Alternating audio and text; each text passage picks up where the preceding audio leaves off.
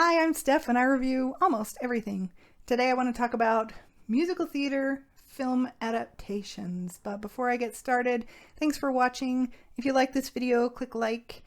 Maybe think about subscribing, commenting, and all of that YouTube stuff. I'm just getting started with my channel, so I appreciate your support a lot. All right, so I want to talk about musical theater. And I consider myself maybe not an expert, but fairly well versed in musical theater. I have participated in a lot. The first time I performed on stage, I was in the 7th grade and I was small for my age, and we did a little production of How the Grinch Stole Christmas. And I played one of two twin Cindy Lou Who's. I think one of us had a different name, but who can remember that far back in their childhood? And then when I was in 9th grade, I played a twin again in a little musical called Rock and Roll that was all poodle skirts and ponytails, and it was a lot of fun. In high school, I was an extra in Damn Yankees. I played a narrator in Joseph and the Amazing Technicolor Dreamcoat. And then in MAME, I played Agnes Gooch, which was not my favorite thing. I don't like that show at all. Although I do know lots of people love it. So if you do, that's totally okay. I just didn't like it. When I was in college, I was in a production of The Odyssey, which was really fun. As an adult, I've played Edith in The Pirates of Penzance. I played one of the 3 street urchins in Little Shop of Horrors. I played the baker's wife in Into the Woods, and then later, because I got older, I played Cinderella's mother in Into the Woods. I may have forgotten something that I've been in, but that's most of what I've done. I've also been listening to show tune soundtracks ever since CDs were invented. So I have a lot of them memorized, and I've seen a handful of productions as well, especially like as community theater. So although I may not be what you would call an expert, I do have a long history of love and affection for the theater. This doesn't mean I love all musicals, though. One of the funny things about being a fan of musical theater is that people assume you like them all, which of course we don't. But today I just want to talk about some of the problems with making musicals into movies, when it has worked and maybe when it hasn't worked. So some good examples of movie musicals, I would say, first up, it's The Music Man, the original one with Robert Preston. It's just this high energy, fun show. The songs make you want to sing along, the colors are really bright, and it just captures the essence of that show. Another favorite is the 1984 film version of Little Shop of Horrors. Again, with the colors, the cast, the music. They did change the ending, which I'll talk about a little bit later. But the dark humor of this show is captured perfectly in the movie. There are gleeful cameos from Steve Martin, Bill Murray, John Candy, and Christopher Guest.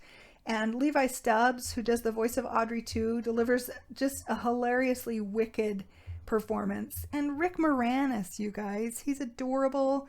And I love him so much as Seymour. He's just perfectly cast. Another film adaptation that I like a lot is the original West Side Story. Although it may move a little slow for some of our modern taste, the music and the acting and the choreography really make it worth watching. Rita Moreno is superb.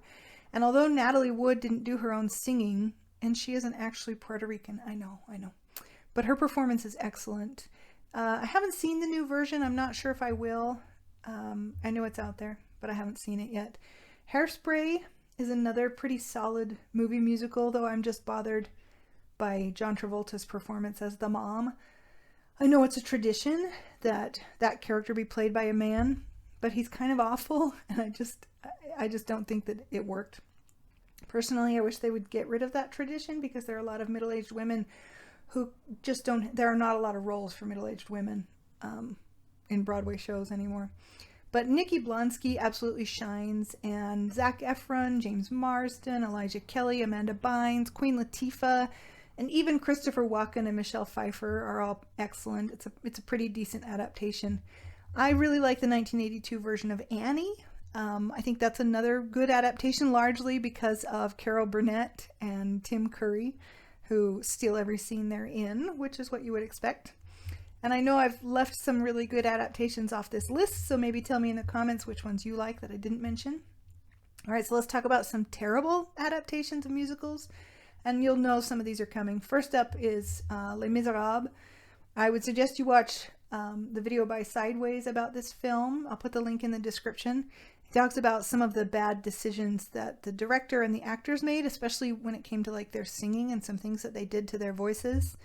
But also, I just feel like this adaptation doesn't work. Some shows maybe shouldn't be made to be as realistic as possible.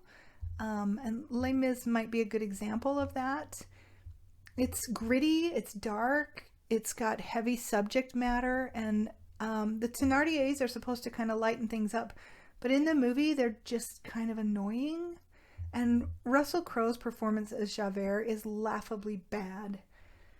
So I would suggest, if you can find it, watch the 25th anniversary concert version of Les Mis. Javert is played by Norm Lewis, who is astoundingly good, as is Alfie Boe as Jean Valjean. They're so great. It's a nearly perfect production, except for some reason they decided to give the role of Marius to a Jonas brother instead of to a Broadway performer, and I'm kind of embarrassed for him the whole time. I mean, the kid can sing on pitch, which is important, and that's good. But he looks like he's got stomach pain every time he's acting.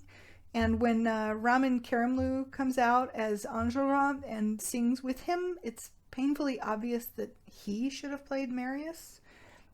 So although they made that dumb decision, I still think that one's worth watching because it is almost a perfect production. I would also suggest you watch Snugboy's excellent video about why the movie Into the Woods doesn't work, because it really doesn't.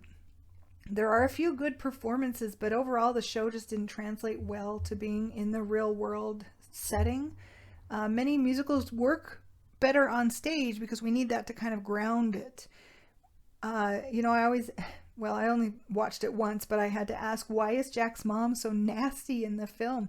She's saying the same lines as how they're performed on stage, but for some reason Tracy Ullman just went a little too far with despising her son, which you don't really get from the stage performance.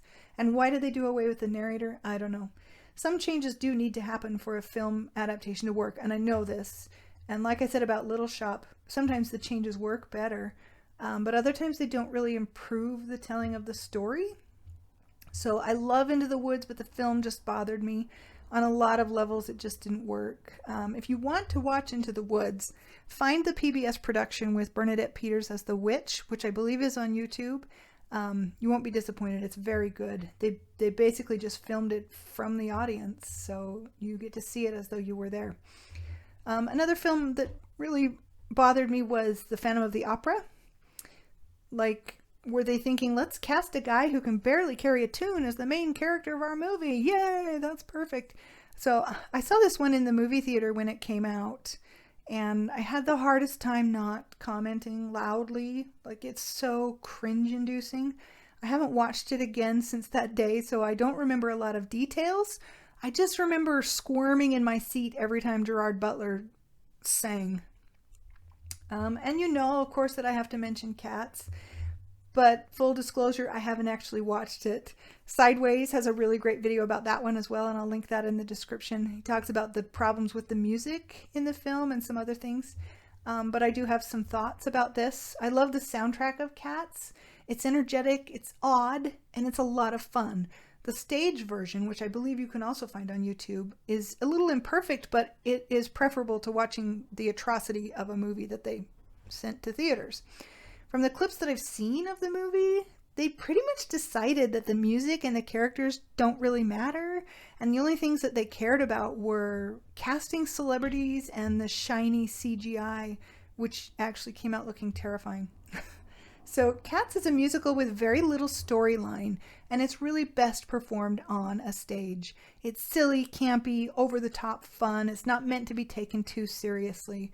One big mistake that they made was trying to set it like in the real world. This is a stage show that should have stayed on the stage.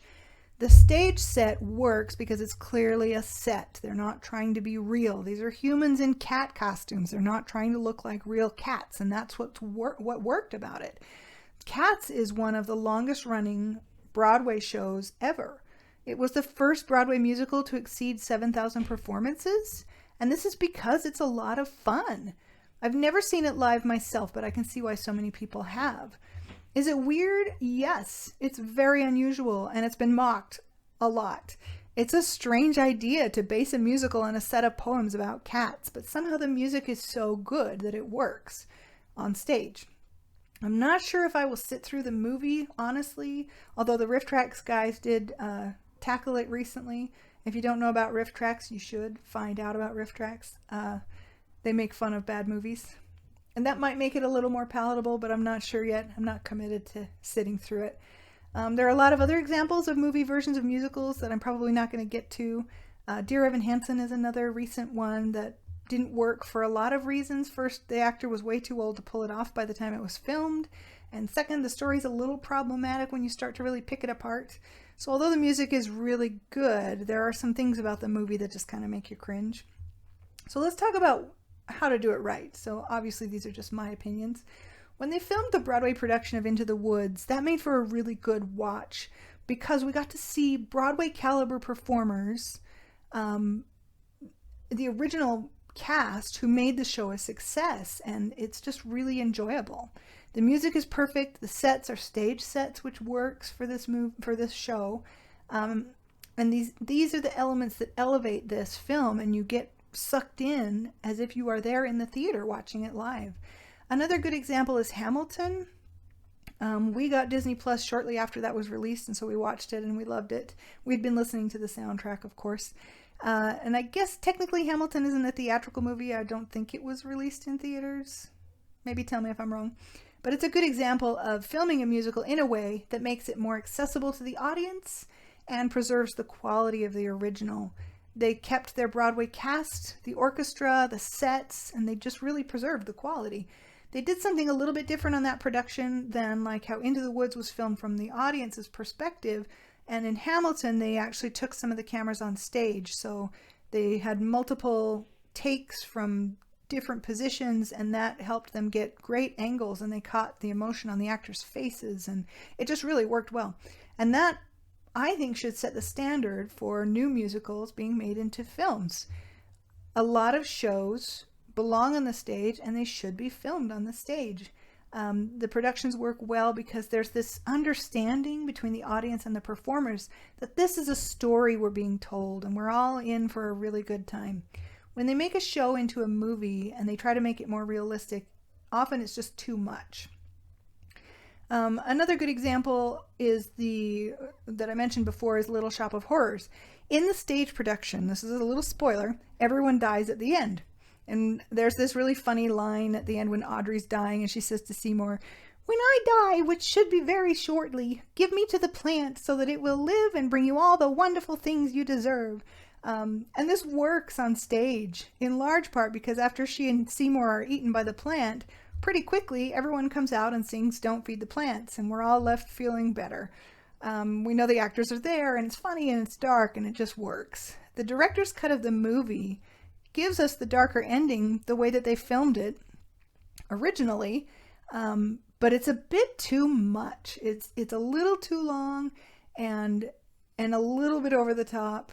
The Audrey twos, the big plant, take over the world like kaiju, coming out of the ocean and busting through walls, and they even scale the Statue of Liberty and they conquer the world.